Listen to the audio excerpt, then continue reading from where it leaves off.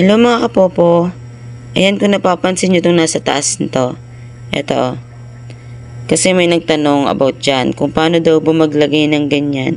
Kasi wala pa siyang ganyan sa kanyang solo live or party live. Ayan, syempre, 'di ba? Mas maganda may mga ganyan-ganyan na parang panot-note, ganyan. Pakikay-kikay sa ating panel, ganyan. 'Di ba? Syempre, tuturo natin yan for today's video. Hindi naman tayo madamot sa mga ganyang tutorial, di ba?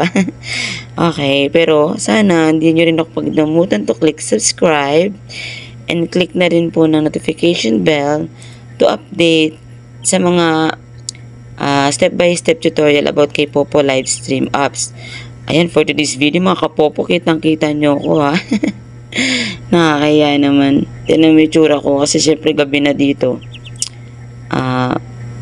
Matutulog na tayo kaya hindi na kailangan magpa pretty baby. Ayan. Okay. Tuturo ko step by step. At sa mga hindi pa nakapag-subscribe, sana nakasubscribe ka na, ha. Okay, continue na natin. Simple and basic tutorial lang. Ayan. Punta lang tayo dito sa ating itong box, oh. Okay. Click lang natin yung box. Ayan, oh. Diba? Bumungad na siya sa akin. Kasi inayos ko na yan kanina. Okay. Dito yan, oh. Sa mga lucky natin. Magkakasama lang yan sila dyan. Ayan. Ayan.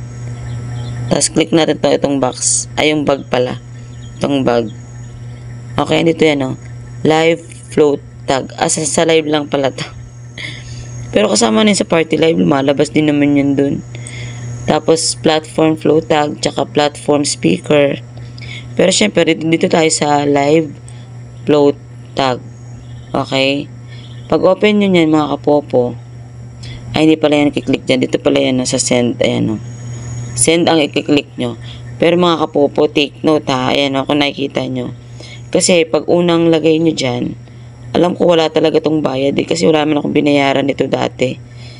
Di syempre, nung na-discover ko yan, ginamit ko na agad. Alam ko free to, eh. Pag first time mo, free yan. Pero hindi ko lang alam sa iba ngayon kung free pa din siya. Kasi sa akin may bayad na 500 coins every message mo. Okay? Hindi. Pag naglagay ka na ng ganyan, kahit ilang message pa yan, ilang ano mo pa dyan, ilang letter, ilang word. Okay, basta isang message dyan. May bayad dyan. Pero dahil nakapaglagay na ako dyan, hindi na ako magaganto kasi, 'di ba? Magbabayad pa ba ako ng 500 coins dyan? Eh, meron na ako. Ano na siya, permanent na yan. Pag nakabayad ka ngayon, hindi ko sure kung permanent to kasi sa akin hindi na nabubura, eh. Oo, hindi na siya nabubura. Ibig sabihin, permanent na talaga siya. Ngayon pala siya may bayad. Pero pag try nyo na din, kung may bayad siya tapos wala rin naman kayong coins, huwag nyo na lang ituloy kung ayaw nyo talaga, kung hindi talaga kayo interesado. Pero kung gusto nyo talaga may ganyan, di ba, mas okay naman kung may ganyan. Pwede namang wala, pero kung marami kang coins, why not, di ba? Ayun, may bayad siya ng 500 coins, ganun. Tapos kapag nakapag-type ka na dyan, ayan, kahit saan mo pwede ipwesto yan. Tapos click mo lang tong send. Okay na yan. Papasok na yan dyan. Ayun. Ayun, yun yun. Yun yung para magkaroon tayo ng live float tag. Ganyan. Ayun yung live float tag na tinatawag. Okay? Sana po nasagot natin ang katanungan nyo. At sa mga hindi nakakaalam nito, sana'y nakatulong po ito sa inyo. At tulungan nyo na rin po ako to click subscribe, mga kapopo, para mas updated po kayo kasi tulungan lang tayo, syempre part of the family ka na, part of the Popo apps ka na, diba? Family na tayo, kaya tulungan na lang, mga kapopo. Don't basta yun na yun, tulungan. English ka pa, wag na. Okay, ayun lang, mga kapopo, for today's video tutorial. Sana'y nakatulong and see you in our next video tutorial.